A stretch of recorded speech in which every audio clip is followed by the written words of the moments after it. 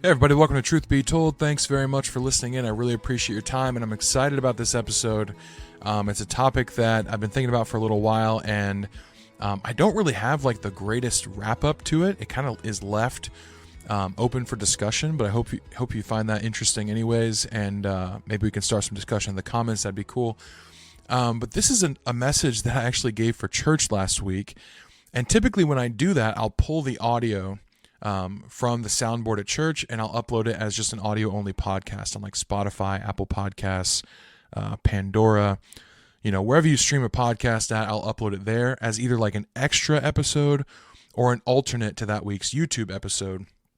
And I don't pull the video to post on YouTube because like I'm in a suit and it's in a church hall and just doesn't like fit the brand of Truth Be Told necessarily.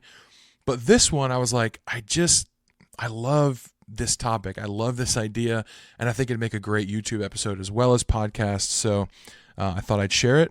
Also, incidentally, I don't think I delivered it super well at church, and I kind of wanted a do-over. I don't know. I'm not sure what it was. I walked away after church, and I thought that wasn't my best work, even though the topic is one I'm definitely very intrigued by and very interested in. So hopefully you find that to be the case. It'll be interesting to be using my church notes to deliver a podcast just because I guess it's not that different. I normally do use some notes, but I don't know. Just the way I write my notes for church is very different than I would for Truth Be Told. So we'll see if it's any different. But to jump right in, a few weeks ago, I've been like reading through the Bible little by little and trying my best to not engage in like deep study every single time, but just read and see what I pick up, see where life is like highlighting things for me. Because sometimes, that happens. You read through and a year later you read through again and you're in a different place in life, so you notice different things. So I've been trying to do that. Every once in a while I still get waylaid by a little like, what is that word and what does that mean? And I'll take 20 minutes on one verse where I probably should just keep reading and see what it means in the whole of the context. But I just got rereading Genesis, and I love Genesis. It's one of my favorite books in the whole Bible. But every time I read through, one thing my mind sticks on is the character of Jacob. I just really find him interesting and relatable. To me, I think he reads like a real person. He is largely imperfect. He struggles to connect with God despite his family history.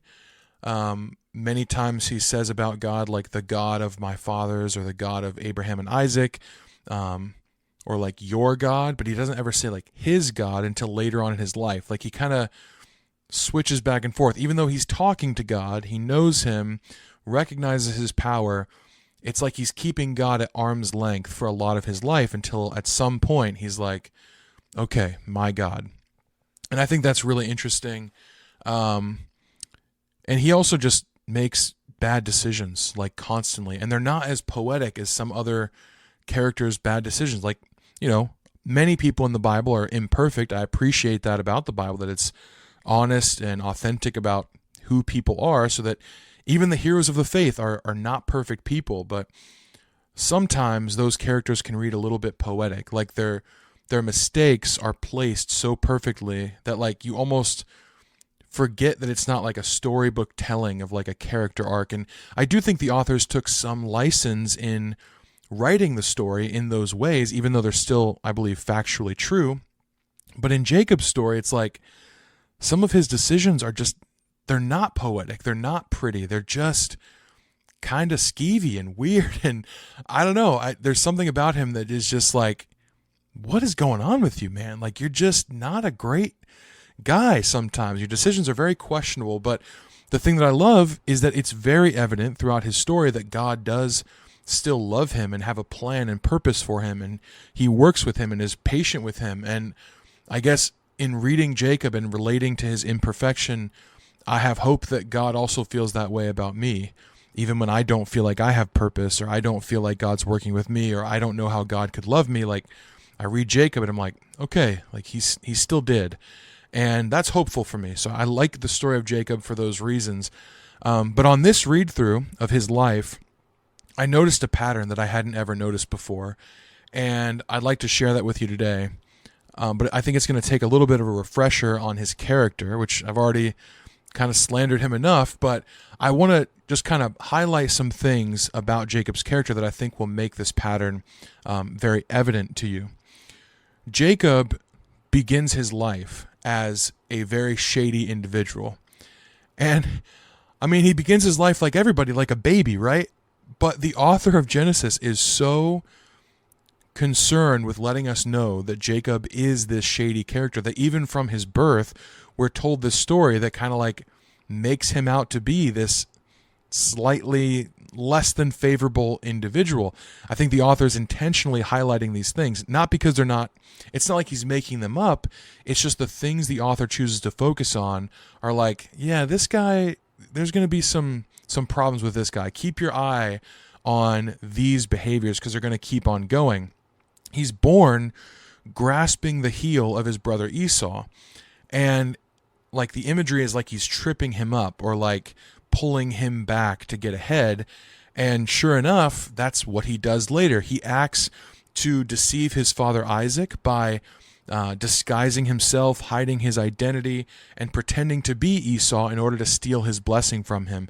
And so the way that he even goes about doing some of these things is not direct conflict. It's not outright lies. It's through deception and cunning, and it doesn't read like a main figure of God's chosen people that he's going to work with. It reads as almost like a seed of the serpent, right? Where it's like he's asking these questions that cause people to doubt, or he's behaving in ways that cause people to doubt. He's just a little slimy. And then after he does this, he flees. He runs because he's like, I'm afraid my brother's going to kill me.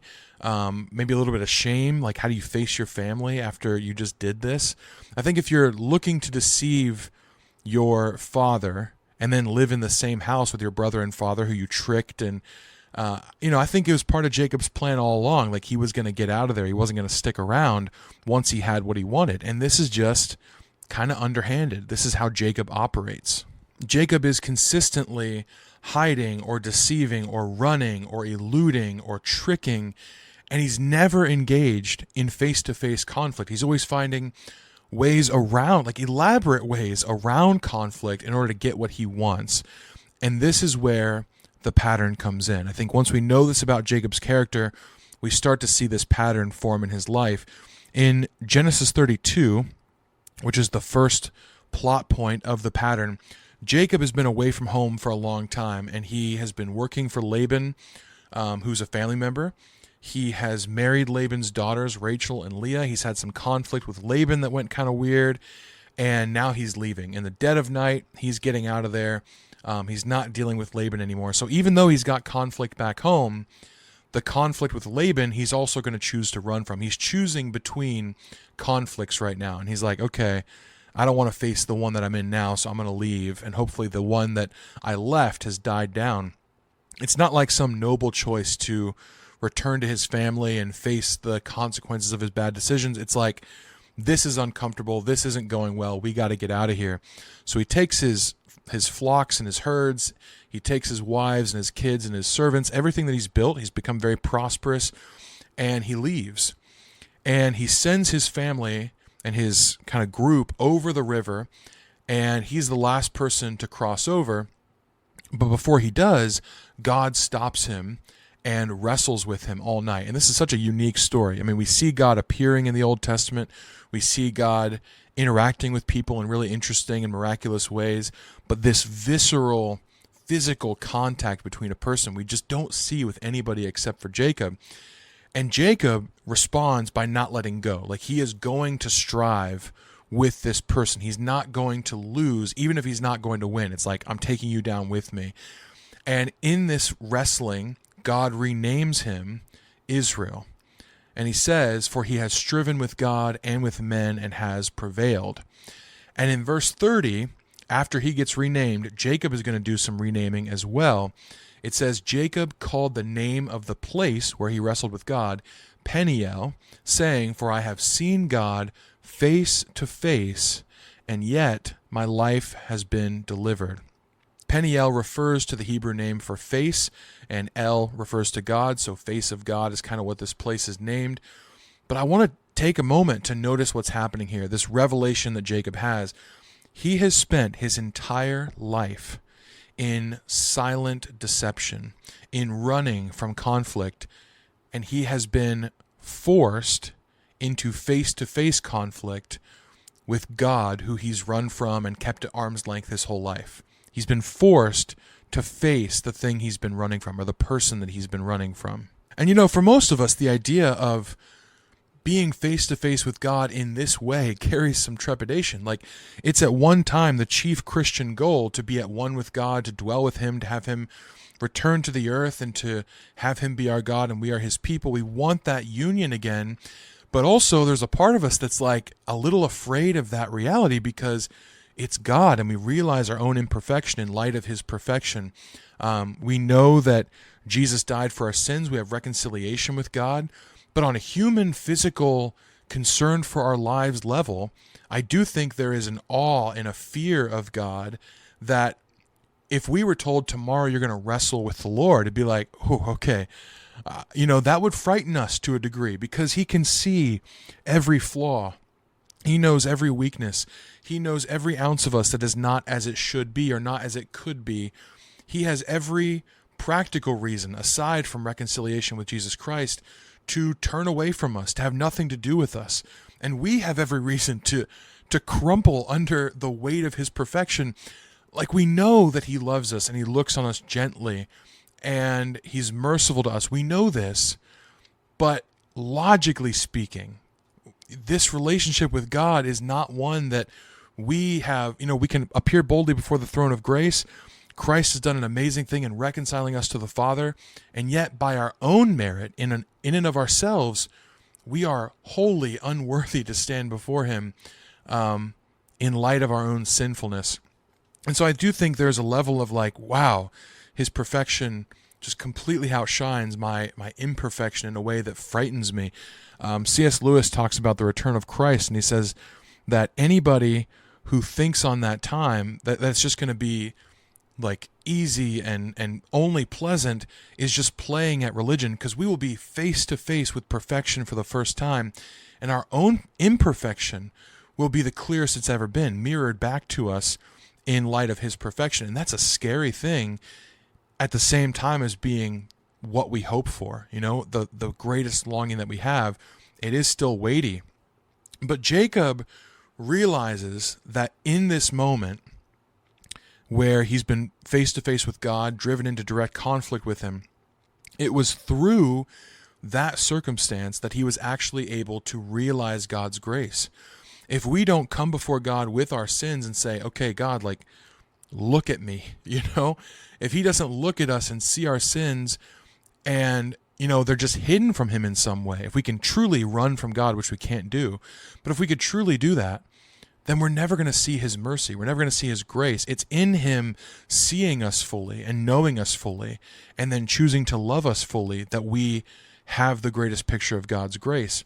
And Jacob sees this. He sees that he's finally able in some way to rid himself of his fears, finally able to start claiming God as his own God, that he could finally start living rather than just running and surviving. And he has this realization here where he says, I've seen God face to face, and yet I've been delivered, and yet I'm alive, yet I've been spared, yet I've seen mercy. And this is the first plot point of this pattern. Obviously, we haven't seen the pattern yet because this is the first one. You got to have a few more points on the graph in order to be like, oh, look at that, look what just happened. But it does continue just a few verses later when he continues home. Even though he's had this moment with God that's transformed him in some way, he still is very fearful of meeting his brother Esau, who he wronged, the man that he cheated, the potentially hot-tempered hunter of a brother who marches to the beat of his own drum. He doesn't really want to face this guy, and so he sends gifts ahead of him. He's like, okay, let's play this cool. We're going to send gifts. We're going to go cowering with our eyes to the earth, and hopefully he's not going to get angry and kill me. And I think it's so funny, this this posturing that Jacob does before Esau is like, even when he sees him, he bows to the ground 7 times, like a long way off. And it's almost like it reminds me of like a chihuahua a little bit, where you see them like barking at dogs like 50 times their size. They could just rip them to pieces, but there's this fierceness in this little chihuahua that's just like bark, bark, bark, bark, bark. But the second a dog actually turns and like addresses the barking, the chihuahua's just like, nope, never mind, I'm sorry, I shouldn't have done that, and like turns on its belly. Like, that's kind of what I see Jacob doing, this posturing of just like, I give up, I'm surrendering, I'm sorry if you're mad, please don't be, take what you want, but don't kill me. That's kind of what I'm seeing. But surprisingly, Esau runs out to meet him, gives him a hug, tells him that the gifts he's sent are unnecessary, tells him that he has nothing to fear from him in the slightest. And this is in Genesis 33, verses 9. I'm going to read to verse 10. But Esau said, I have enough, my brother. Keep what you have for yourself. But notice Jacob's response. But Jacob said, no, please, if I have found favor in your sight, then accept my present from my hand. For I have seen your face, which is like seeing the face of God, and you have accepted me. So there's something about that moment he had with God that he sees paralleled in this interaction with Esau. I've seen your face, and yet you've accepted me. Yet you've had mercy. Yet I'm alive where I thought I'd be dead. Again, Jacob, who has hidden his identity and run in order to deceive and get away with what he wants, is now fully exposed. He is now seeing someone face to face and living where he expected that conflict to end in his death. And I think this interaction is so cool because it shows that the experience he had with God, as terrifying as it might have been, has had a profound impact on Jacob. Even though, yes, right after this, he's met with God and lived, but he's afraid Esau is going to kill him. It's like, man, if you can meet with God and live, you can meet with your brother and live. So yes, he's still living in a little bit of that fear, but he's able to allow that experience with God to impact how he receives the mercy from Jacob. He experienced mercy from God, love from God, and now he sees echoes of that experience, even with an enemy, even in his most troubling of circumstances. And so in this plot point, the pattern continues, but Jacob has one more face to see, and I think this one completes the pattern, shows us the intentionality of the author, but it also changes it just slightly, and that's where we can learn a lot. Towards the end of Jacob's life, he's lived through a lot. He has lived through disputes among his family. He's lived through the perceived death of Joseph. He has lived through famines in his land, the back and forth of the brothers to Egypt, and then even finally being willing to let Benjamin go with them so that the whole family doesn't starve. So he's kind of given up his, he still holds Benjamin in high regard, but willing to let the younger son go in order that the whole family might be spared. So maybe some of his favoritism is easing. He maybe sees some of the problems that had, or the effects of the problem that had on Joseph's life. And so he's lived through a lot. And then he's told towards the end of his life, actually, Joseph is alive and he's ruling in Egypt. And I think this is so amazing. I think it's really cool. Joseph's story is one of my favorite Old Testament ones because it, in so many ways, mirrors the story of Jesus. He is rejected by his brothers. He is betrayed and sold. He's left for dead.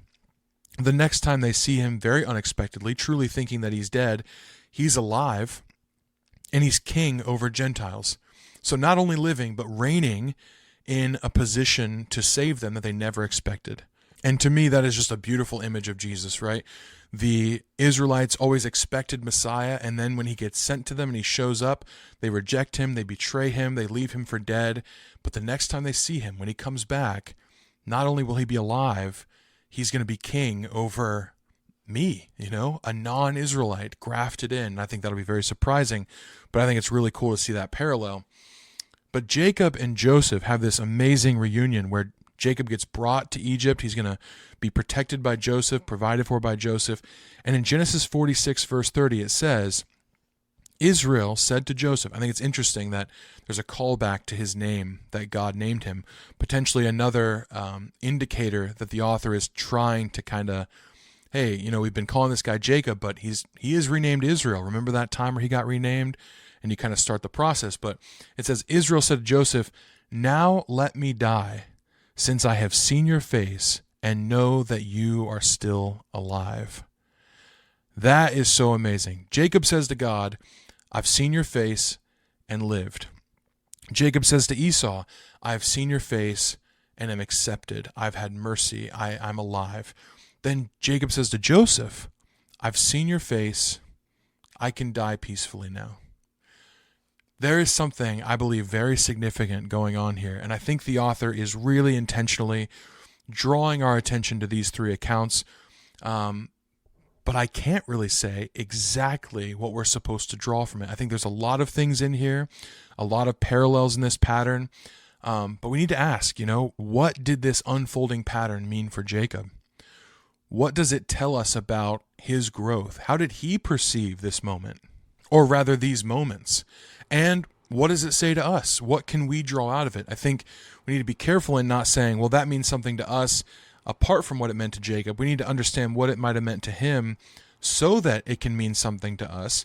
But we do need to ask, what can we draw from this story? Does it represent maybe a pattern in God's overall plan? Maybe it represents something in our individual Christian lives. Maybe it's all of these things. I don't know. But one thing that I've landed on that I do believe is here, this is kind of where the discussion comes in, but one thing that I believe is being painted here is that with God, Jacob expects to be completely undone, but instead he finds mercy and he survives. With Esau, he expects judgment, he expects death, but he finds instead reconciliation and, again, prolonged life. With Joseph, he expects loss. He doesn't expect to see his son again, but instead he finds restoration and he finds joy that he thought was long gone. The face that he once avoided becomes this place where he discovers grace more and more fully as his life keeps going. It's not just, oh good, I didn't die. Oh good, I didn't die. It's, oh man, my son is alive. Like this fullness of joy that he experienced, this fuller life that he never thought possible. Every place that he fears and expects death, he finds fuller life. And I think it's in that fuller life that he finally is able to release his grip on merely surviving. He's been surviving his whole life through deception, manipulation, through running. It's all been about survival, about preservation of his life. But he's given up that stranglehold on survival in order to find fuller life. Reconciliation with his brother, a God that loves him and leads him, a son that's been restored to him. He finds these things once he's able to confront the God who he expects to kill him, the brother who he expects to kill him, the son who he expects is dead. He finds fuller life. And I think that's one thing we can take away from this. So often we want to preserve ourselves, and in doing so we run from conflict, not realizing that it's in that conflict that we'll actually see the most grace. It's through that conflict that we'll actually experience the most freedom.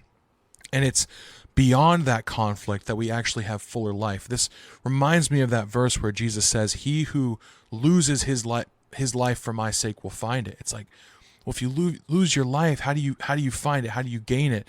And it's like a giving up of yourself in order to accept what God is extending to you. That's a scary thing because we don't know always what that's going to look like, be like, feel like. What's he going to call us through? What difficulty might we have? We don't know.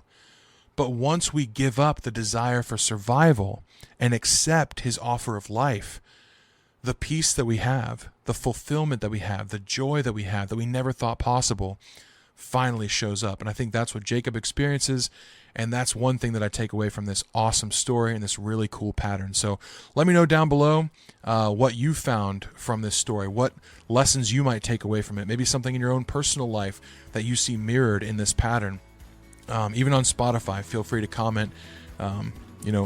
People think that commenting is just for YouTube. So if you're listening on the audio platform, you think, well, I can't really do that. But no, on most audio platforms, they've left room now where you can comment. So join the discussion, and I look forward to talking with you about this stuff. It's really cool. Have a good one, guys.